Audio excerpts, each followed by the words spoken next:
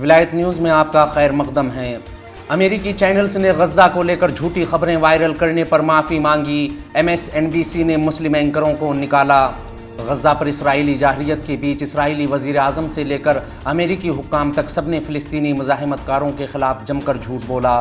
فلسطین کی جانب سے بچوں کو قتل کرنے کا جھوٹا معاملہ ہو یا اب ایک بار پھر نتن یاہو کے دفتر کی جانب سے جاری کیا گیا بیان جس میں ایک نومولود بچے کو مارنے کی بات کہی گئی، سب جھوٹ نکلا، جس پر اب CNN کی رپورٹر نے معذرت کرتے ہوئے کہا ہے کہ اسرائیلی حکومت نے آج اعلان کیا ہے کہ وہ نتن یاہو کے دفتر کے بچوں کے سر کاٹنے کے دعوے کی تصدیق نہیں کر سکتی۔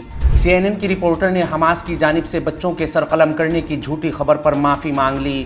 CNN کی اس رپورٹر نے معذرت کرتے ہوئے لکھا ہے کہ اسرائیلی حکومت نے آج اعلان کیا ہے کہ وہ نتن یاہو کے دفتر کے بچوں کے سر کاٹنے کے دعوے کی تصدیق نہیں کر سکتی۔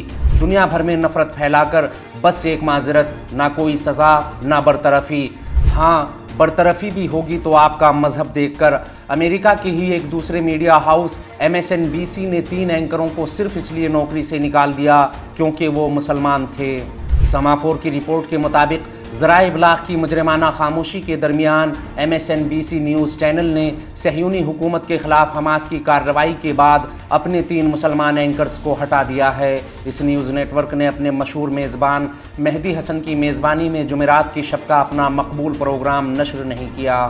اس کے علاوہ اس نیٹ ورک نے گزشتہ 2 برس سے غزہ کے حالات پر رپورٹنگ کر رہے مصری نژاد امریکی رپورٹر کو بھی برخاست کر دیا۔ MSNBC اپنے اس مسلم اینکر کو بھی رخصت کرنے کا من بنا چکا ہے جس نے اتوار کے روز ہی فلسطینی اتھارٹی کے ترجمان کا انٹرویو کیا ہے۔